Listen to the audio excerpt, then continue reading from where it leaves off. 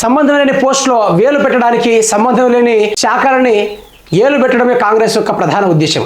మరి బీఆర్ఎస్ ప్రభుత్వం గతంలో స్టాఫ్ నర్సింగ్ పోస్టులు విడుదల చేసినప్పటికీ అది మేము భర్తీ చేస్తున్నాం, ఈ జాబులు మేమే ఇస్తున్నామని రేవంత్ రెడ్డి అయితే భారీగా మీటింగ్ పెట్టి ఆ నర్సులకు అయితే పోస్టులు ఇవ్వడం జరిగింది. మరి ఆ పోస్టులు భర్తీ అయ్యాయంటే అవి భర్తీ కాకుండా మధ్యలో కాస్త కొందరికి అమ్ముకున్నారట.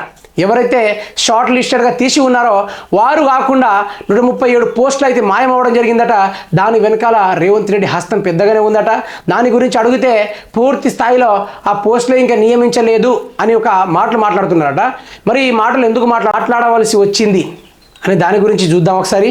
మరి ఎంపీ ఎలక్షన్ల కోసం కథన రంగాన్ని తొక్కిన రేవంత్ రెడ్డి రంగుల్ని మార్చి నక్క ముక్కలక్క ముందుకు దూసుకుపోతున్న రేవంత్ రెడ్డి ఈరోజు అయితే జారి పడడం జరిగింది. ఆయన జారి పడడంతోటి ఆ ఆణిముత్యాలు ఒకసారి ఇరవడం జరిగింది. అది ఒకసారి చూసుకునే ప్రయత్నం చేస్తే ప్రజాప్రభుత్వంలో పోస్టులు మాయం, స్టాఫ్ నర్సు ఉద్యోగాల భర్తీలో అక్రమాల పర్వం, కౌన్సిలింగ్కు వచ్చింది 427, భర్తీ అయినవి 577, 130 పోస్టులు అదనంగా భర్తీ అయినట్టు లెక్కల్లో తేడాలపై నోరు మెదపని అధికారులు. గట్టిగా అడిగేసరికి ఖాళీలు చూపించడమే బంధు. ఇక భర్తీ అయిన వాళ్ళు 427 పోస్టులు. మరి దాంట్లో వారు ఇవ్వడానికి దగ్గర 130 పోస్టులు అదనంగా ఇచ్చుకున్నారు. మరి దాని డేటాని పూర్తి స్థాయిలో బయట పెట్టిన అధికారులు పెడితే పూర్తి స్థాయిలో అసలే లేవు అన్నట్టుగా దాన్ని మూసేశారట. తమకు సంబంధం లేకపోయినా వచ్చిన 2 నెలల్లోనే స్టాఫ్ నర్స్ ఉద్యోగాలను భర్తీ చేశారని కాంగ్రెస్ సర్కారు గొప్పగా చెప్పుకుంది. ఆడంబరంగా వారిని నియామక పత్రాలు ఇచ్చింది, కానీ హాస్పిటల్స్కు కేటాయించే దగ్గర అసలు దందా మొదలైంది.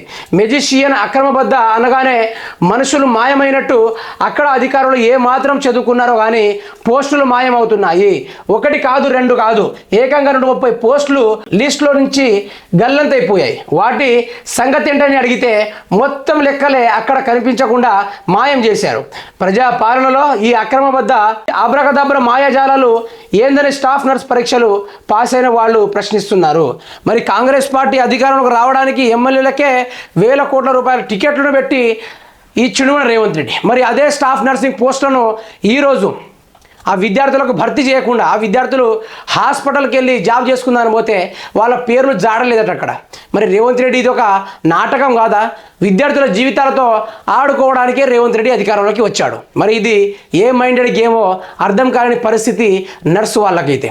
మరి పోస్టులు పూర్తిగా భర్తీ చేసినప్పటికీ దాంట్లో 130 పోస్టులు ఎవరికి ఇచ్చినట్టు దాని మీద విచారణ అధికారులు చేస్తే నోరు మెదపని ప్రభుత్వము మొత్తం లిస్ట్ ఓపెన్ చేస్తే ఆ లిస్టులో 0 డీటెయిల్స్ మెన్షన్ చేయడం జరిగింది. చూశారు కదా, రేవంత్ రెడ్డి అంటే 420 స్కామ్ గ్రేస్ గుంపు మేస్త్రితోటి ఈ విధంగా ఉంటుంది. గుంపు మేస్త్రితో పెట్టుకుంటే తాపి తోర్ల పనులే, కనిపించేదాన్ని కనపడేదాన్ని కనిపించకుండా చేస్తాడు. అంత గొప్ప నైపుణ్యం గలవాడు రేవంత్ రెడ్డి.